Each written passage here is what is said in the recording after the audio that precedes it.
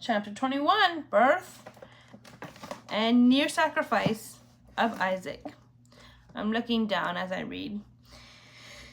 Now the Lord was gracious to Sarah as he had said, and the Lord did for Sarah what he had promised. Sarah became pregnant and bore a son to Abraham in his old age. And the very time God had promised him, Abraham gave the name Isaac to the son Sarah bore him.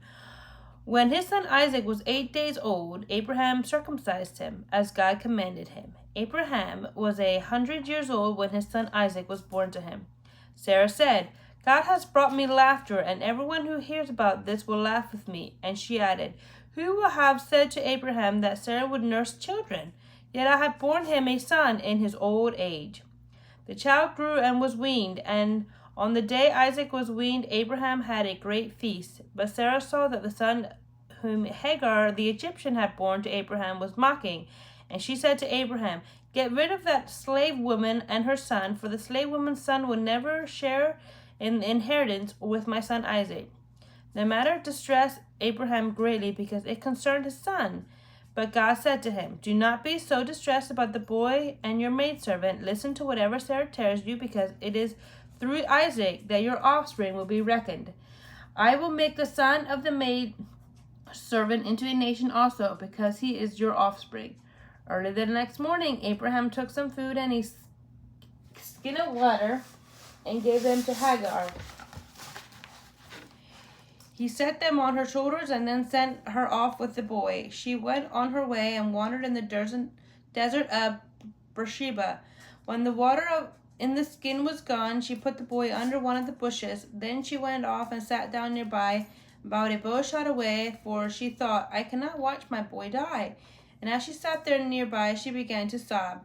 God heard the boy crying, and the angel of God called to Hagar from heaven and said to her, What is the matter, Hagar? Do not be afraid. God has heard the boy's cry as he lies there. Lift the boy up and take him by the hand, for I will make him into a great nation.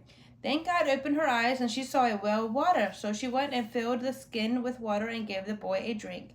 God was with the boy as he grew up. He lived in the desert and became an Asher. While he was living in the desert of Paran, his mother got a wife for him from Egypt. At that time, Abimelech and Phicol, the commander of his forces, said to Abraham, God is with you in everything that you do. Now swear to me that before God that you will not deal falsely with me or my children or my descendants. Show to me the country where you are living as an alien in the same kindness I have shown you. Abraham said, I swear it.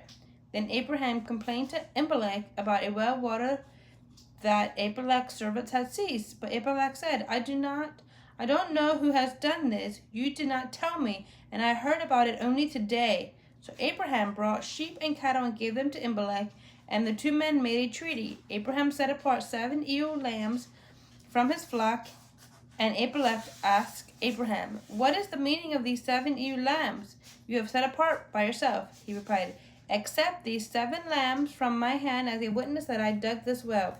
So that place was called Beersheba, because the two men swore an oath there. After the treaty had been made in Beersheba, Abimelech and Phicol, the commander of his forces, returned to the land of the Philistines. Abraham planted a tamarisk tree in Beersheba, and there he called upon the name of the Lord, the eternal God. And Abraham stayed in the land of the Philistines for a long time.